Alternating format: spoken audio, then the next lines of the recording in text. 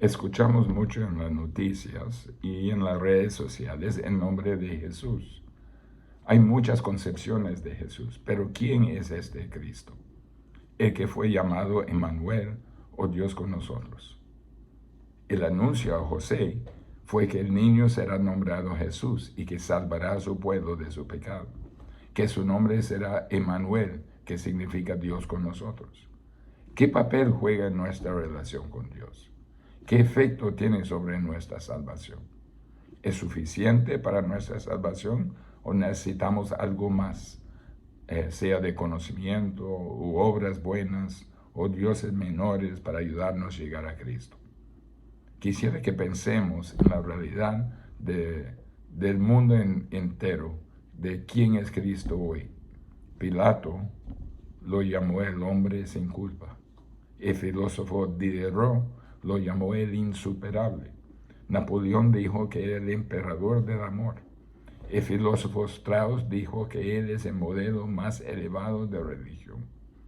John Stuart Mill dijo que era el guía de la humanidad. Otro dijo que él es el modelo más elevado de virtud.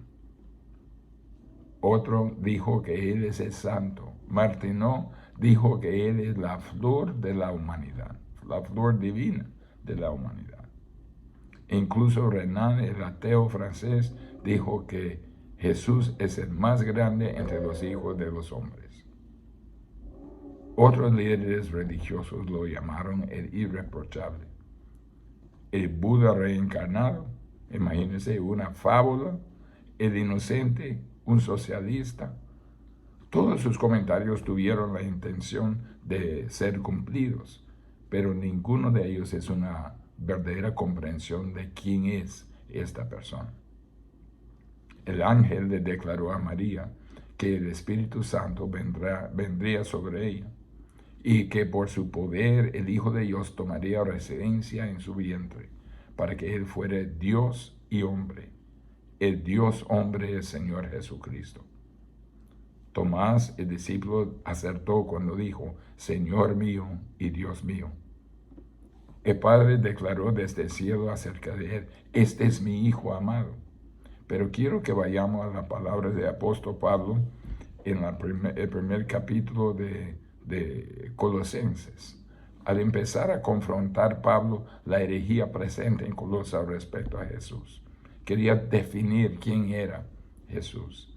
Aquí en este pasaje, el Espíritu Santo hace un retrato de Cristo con muchas matices hermosas que lo identifican. De hecho, este pasaje lo identifica con respecto a sus relaciones. Su relación con Dios, su relación con el mundo, con los ángeles, con la iglesia y con todo lo demás. Es realmente un resumen impresionante de declaraciones que nos dan un retrato preciso del Señor Jesucristo. Perdón. Primero, ¿cuál es la relación que Jesús tiene con Dios? Leamos Colosenses 1:15a. Él es la imagen de Dios invisible. Solo con esa frase, la imagen de Dios invisible. Pregunto, ¿era Jesús como el hombre hecho a la imagen de Dios?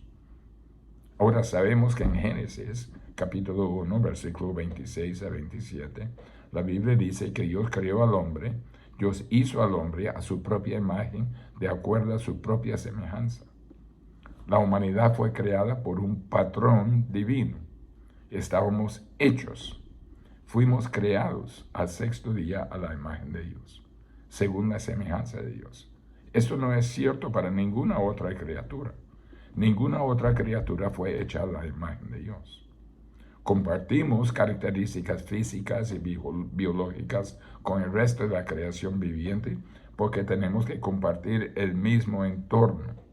Pero cuando se trata del hombre, tienen características completamente únicas que no pertenecen a ninguna otra criatura. Tanto en cuanto a su ser como en cuanto a su entendimiento, es semejante a Dios. Solo el hombre, por ejemplo, puede razonar. Solo el hombre puede pensar abstractamente. Solo el hombre comprende la moralidad. El hombre entiende la belleza. El hombre posee emoción. El hombre expresa su voluntad. El hombre entiende el arte, la creatividad, la artesanía. El hombre tiene un lenguaje complejo, un lenguaje extremadamente complejo, que va mucho más allá de cualquier forma de comunicación por parte de otra criatura. El hombre experimenta el amor. El hombre se define como aquel que tiene, en la definición básica, relaciones significativas. Dios, por el otro lado, una Trinidad, 3 en 1, es un Dios de relaciones y nos creó para tener relaciones unos con otros, incluso consigo mismo. Esa es la creación del hombre. El hombre fue creado a la imagen de Dios. El hombre no es Dios. Cristo es la imagen de Dios y por lo tanto es Dios. Él no fue creado por Dios. No dice que Dios hizo a Jesús a su imagen. Dice que Él es la imagen de Dios invisible. En Colosenses 2, versículo 9, dice, porque en Él habita corporalmente toda la plenitud de la deidad. Esa es la declaración más clara en todas las epístolas en cuanto a la deidad de Cristo. Todo lo que Dios es, Él lo es en forma corporal. Es la gloria de Dios resplandeciendo en forma humana. Hebreos 1:3 dice, el cual, siendo el resplandor de su gloria y la imagen misma de su sustancia. Juan 1:14, y aquel verbo fue hecho carne y habitó entre nosotros, y vimos su gloria, gloria como del unigénito del Padre, lleno de gracia y verdad. Mire, Dios es invisible. Nadie ha visto a Dios. Pablo dice que Jesús es la imagen de Dios invisible, o decir la reproducción, la réplica, la imagen exacta, la copia precisa. Él es Dios para nosotros en una forma visible. La forma de la palabra imagen se usaba a menudo para un retrato, pero ese debería ser una representación exacta de un individuo. Mire,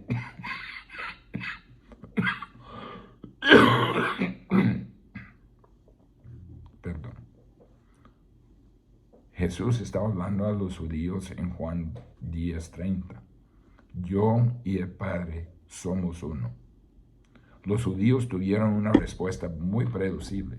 No había duda en la mente de sus enemigos de que Él afirmaba ser Dios y demostró la realidad de esa afirmación por medio de sus palabras y de sus obras. O es Dios o es un blasfemo. Las escrituras son absolutamente claras como el cristal. Dios es invisible. Nadie ha visto a Dios. Dios mismo dijo, nadie puede verme y vivir. Sería incinerado. Dios, Jesús es Dios. Jesús pone a Dios en exhibición de una manera visible. Mira su vida. Mira sus obras. Mira sus milagros. Su actitud hacia el pecado. Su actitud hacia la justicia, hacia las personas, y sus luchas y sus problemas hacia la vida, hacia la muerte, hacia los hijos, hacia la religión, hacia el pecado, la injusticia, y verás la actitud de Dios hacia todo esto. Así que en primer lugar, en su relación con Dios, Él es uno. Él es Dios, el Hijo. Ahora, mire la segunda parte de Colosenses 1:15. Dice, el primogénito de toda creación. Jesús es identificado como primogénito de toda la creación. Esto no habla de cronología. Tampoco significa que Él fue creado en el sentido de que Él no existía antes y que siendo creado llegó a existir en un momento. No, Él no fue creado, siempre lo fue. Entonces, ¿qué significa eso? Bueno, Hebreos 10:5 dice, mas me preparaste cuerpo. Él ya existe, ya existía. Dios simplemente hizo un cuerpo para que Él fuera colocado en Él para que viniera a este mundo a vivir y morir y resucitar. Pero ¿en qué sentido es el primogénito? Primogénito básicamente significa el primario. Él se trata de primacía, no de cronología. El primogénito era el hijo varón que tenía todos los derechos de la familia. El primogénito era el hijo varón que continuaba con la autoridad familiar a morir sus padres. El primogénito era el que tenía el derecho primario de herencia, el lugar especial de privilegio, el prestigio, el honor. Era heredero del padre. Eso es exactamente lo que está diciendo. Él es el Dios eterno que vino al mundo en forma del hombre. Es declarado heredero de todo lo que Dios posee, porque Él mismo tiene derecho a ello, ya que Él es Dios. Salmo 89, versículo 27 siguiente dice,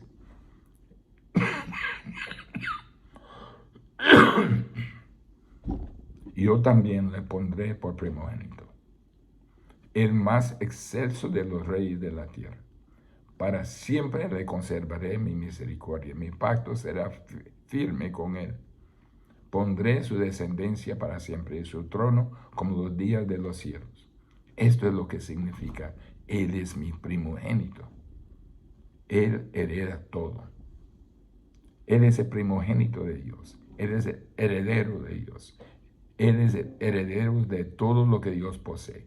Él es el que en el futuro tomará el libro o el título de propiedad del universo, recuperará el universo, establecerá su reino y luego creará un nuevo cielo y una nueva tierra.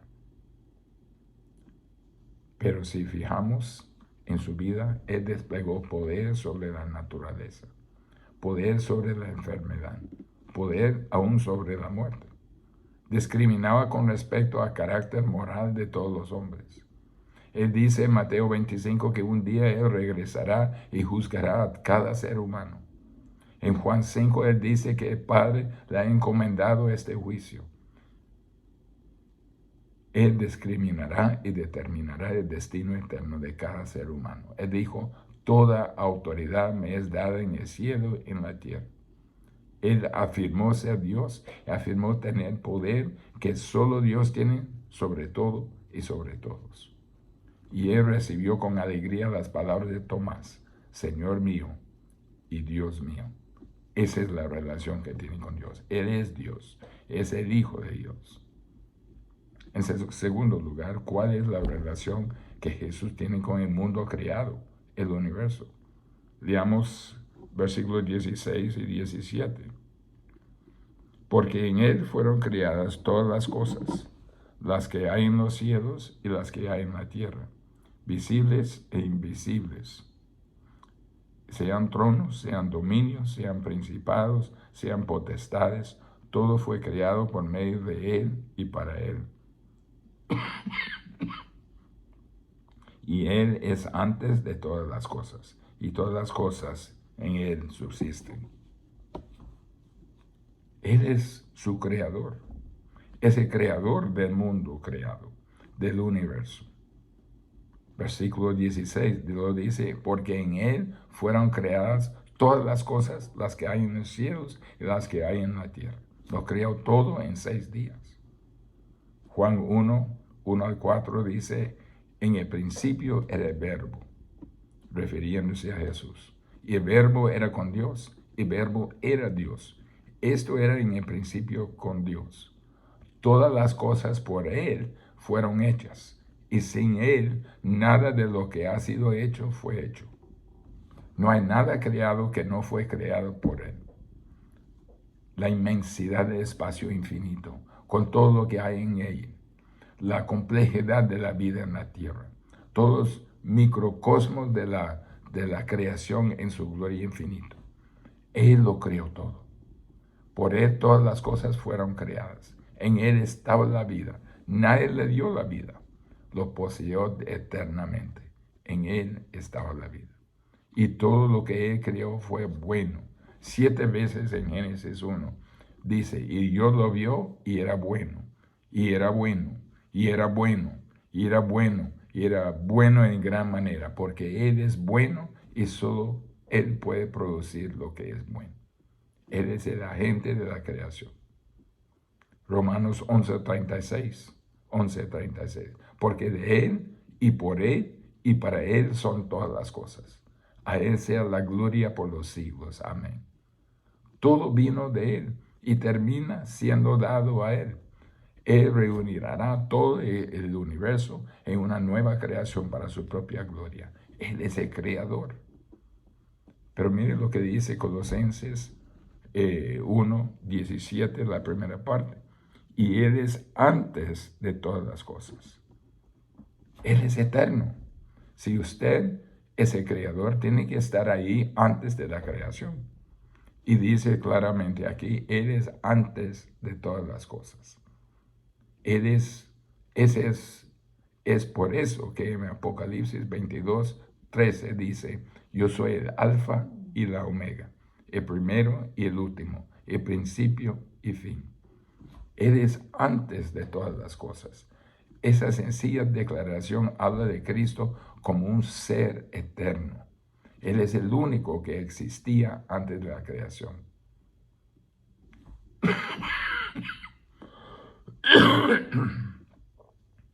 Miqueas 5:2 dice, pero tú, Belén Efrata, lo leemos normalmente en la Navidad, pero tú, Belén Efrata, pequeña para estar entre las familias de Judá, de ti me saldrá el que será Señor en Israel, y sus salidas son desde el principio, escucha esto, desde los días de la eternidad.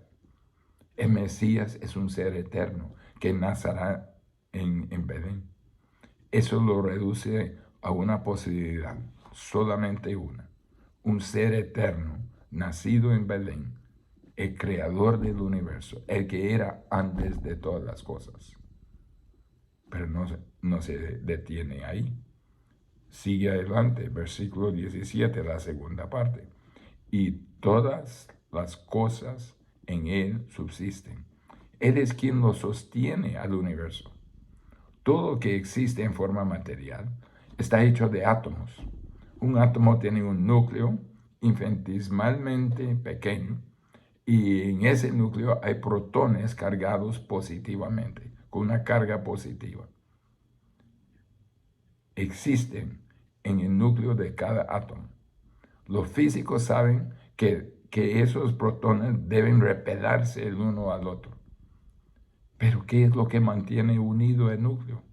¿Por qué no se desmorona todo? No hay razón científica por la que los átomos no explotan. Y por otro lado, es extremadamente difícil romper o dividir un átomo. Es muy difícil dividir un átomo que por su propia naturaleza debería explotar por sí mismo. Este científico dijo, todos los núcleos masivos no tienen derecho a existir. Deben explotar al instante. Algún poder los mantiene unidos. Lo que los mantiene unidos es el Creador. Él mantiene todo unido. Y Pedro nos dice en 2 Pedro 3 que viene el día en que Él se suelta y todo el universo tendrá una implosión atómica y los elementos se derritirán con un calor ferviente. La aniquilación universal del universo actual será reemplazado por un nuevo cielo y la nueva tierra. Mire, las leyes de la naturaleza no son las leyes de la naturaleza, son leyes de Dios. La naturaleza es una palabra para describir lo que ves.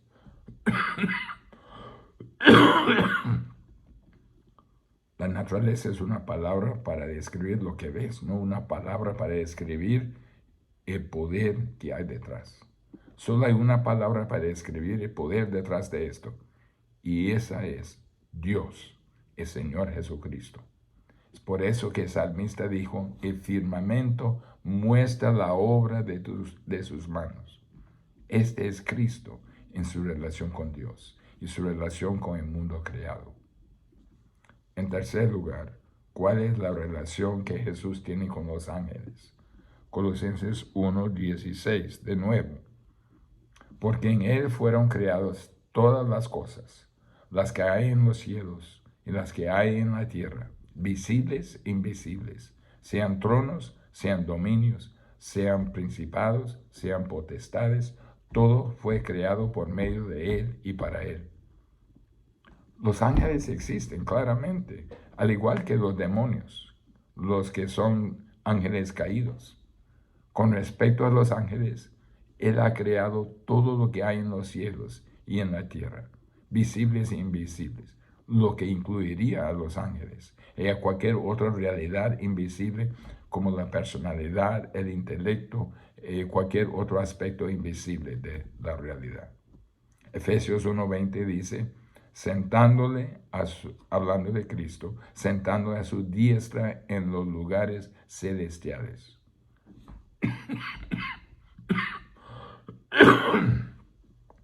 De nuevo, describiendo a los ángeles, las autoridades, los poderes. Efesios 6:12, porque no tenemos lucha contra sangre y carne, sino contra principados, contra potestades, contra los gobernadores de las tinieblas de este siglo, contra huestes espirituales de maldad en las regiones celestes.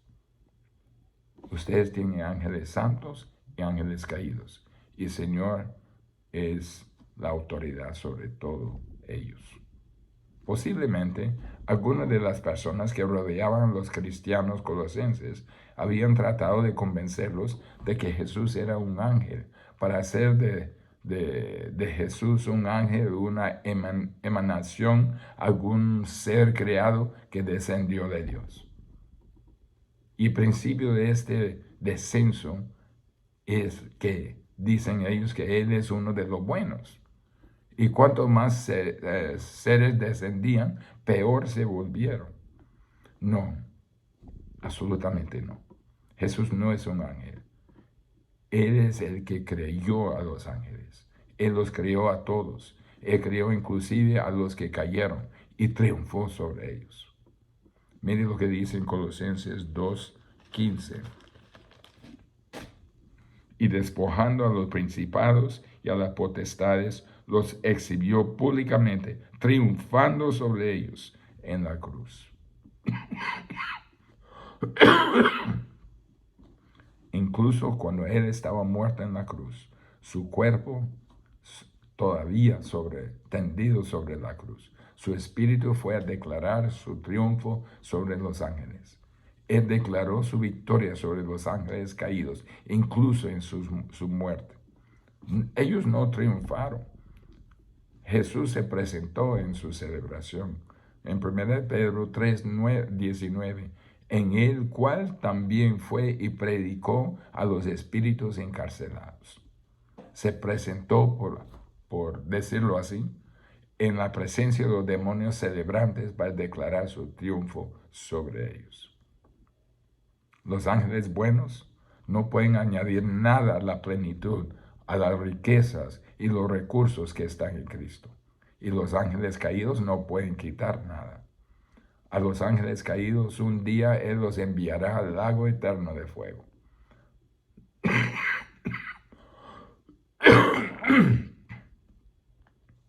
Los santos ángeles lo adorarán para siempre en su presencia. Esa es la relación que tiene con los ángeles. ¿Cuál es la relación entonces que Jesús tiene con la iglesia? Versículo 18 de capítulo 1. Y Él es la cabeza del cuerpo, que es la iglesia. El que es el principio, el primogénito de entre los muertos, para que en todo tenga la preeminencia. Cristo, en primer lugar, es la cabeza del cuerpo. Esa es una metáfora perfecta, porque si no tienes cabeza, adivina qué, tu cuerpo no funciona.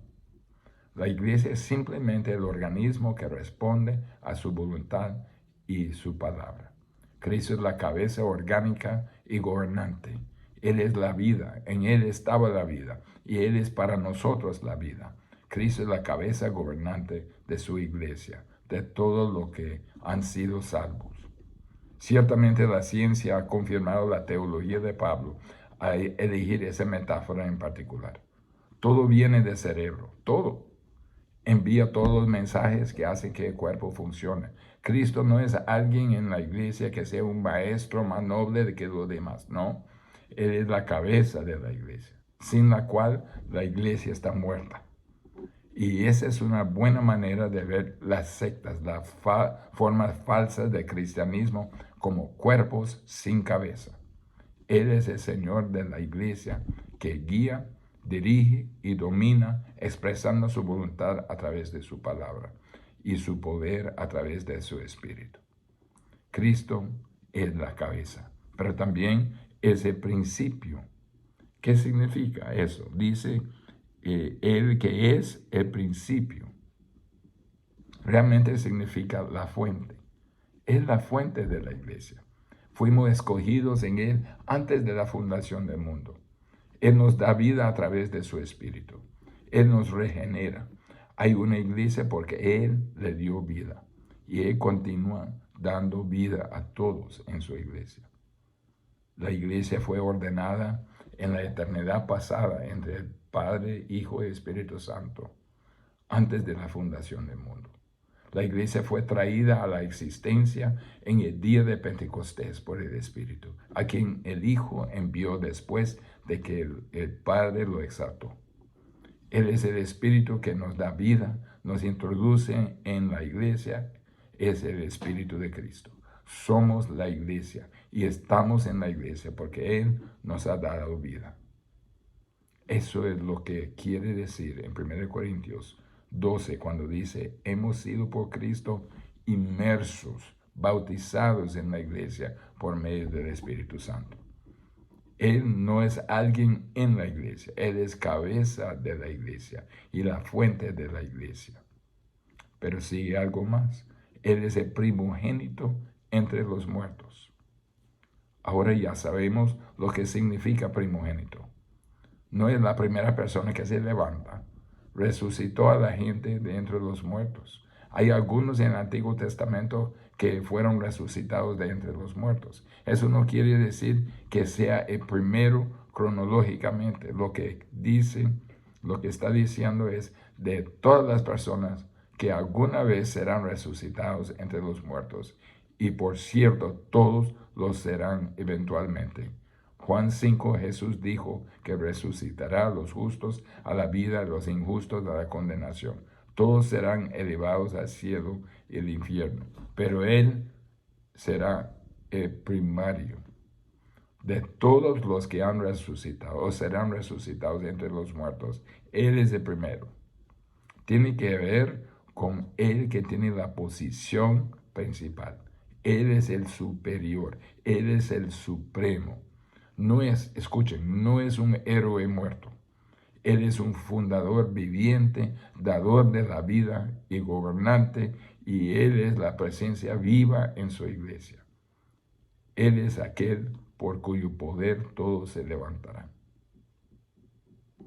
Pero no termina así. Pablo continúa. Él es el primero en todo, para que en todo tenga la preeminencia. Eso mira su resurrección, porque Él es de todos los que han resucitado el principal. Eso le da el primer lugar en todo. Y eso es exactamente lo que Pablo dice en Filipenses, que Dios lo levantó de entre los muertos y le dio un nombre que es sobre todo nombre, el nombre Señor. Y ante ese nombre toda rodilla se doblará y toda lengua confiesa que Jesús es el Señor para gloria de Dios Padre. Por medio de la resurrección mostró que había vencido a todos los enemigos, el pecado, la muerte, el infierno, todo poder opositor, todas las fuerzas de Satanás. No hay nada en la vida o en la muerte que pueda retenerlo.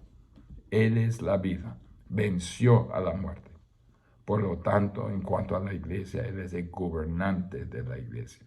Él es la fuente vivificante de la iglesia, ese poder vivo y constante de la iglesia, porque Él está vivo de entre los muertos.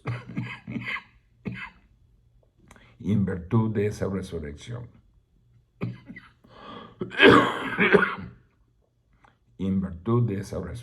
Él es el vencedor y soberano sobre todo lo que vive.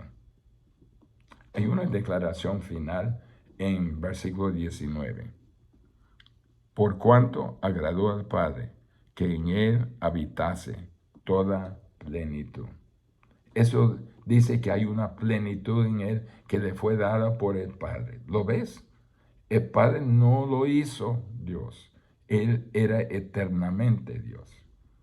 Eso no es de hablar de su deidad. Esto es algo que el Padre se complació en darle. Esa es una plenitud que el Padre se complació en permitirle tener.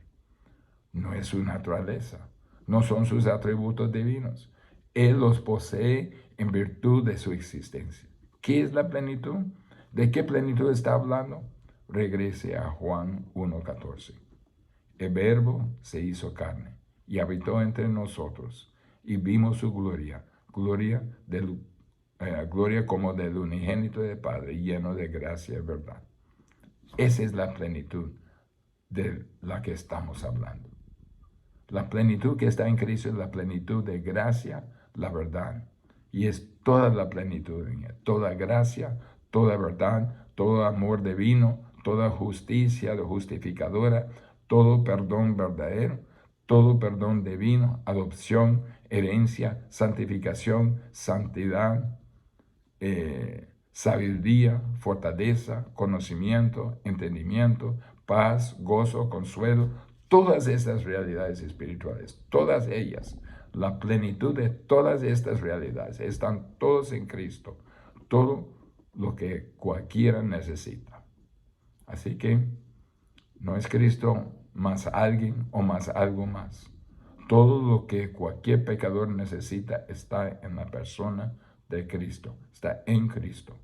Él es todo lo que necesita, por diseño divino, por intención divina, por propósito divino, no es nuestra en la experiencia divina. Él es suficiente. Colosenses 2:3 dice que en Él, donde están escondidos todos los tesoros de la sabiduría y conocimiento, todos ellos. Es por eso que en versículo 10 dice, y vosotros estáis completos en Él. Jesús no necesita suplementos.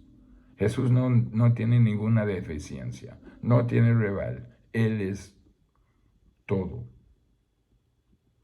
En el Colosenses 2:19, Pablo dice, si lo aferráis a la cabeza, que es Cristo, de quien todo el cuerpo, la iglesia, y no haciéndose de la cabeza, en virtud de quien todo el cuerpo, nutriéndose y uniéndose por todas las coyunturas y ligamentos, crece con el crecimiento que da Dios. Todo lo que tienes que hacer es aferrarte a Cristo. Todo está en Él. ¿Cuál Cristo sigue usted? Oremos. Padre, gracias que en Cristo somos completos. Todo lo que necesitamos, todo el perdón, toda la salvación es por medio de Él y por medio de solo Él. No tenemos que agregar nada, solo humildemente venir ante ti, sometiéndonos, hincándonos delante de ti, entregándote nuestra vida para que seamos tuyos. Padre, te pido que esta verdad penetra nuestra realidad, de nuestra mente, nuestra vida, para que todo tenga la preeminencia en nuestra vida. En nombre de Jesús. Amén.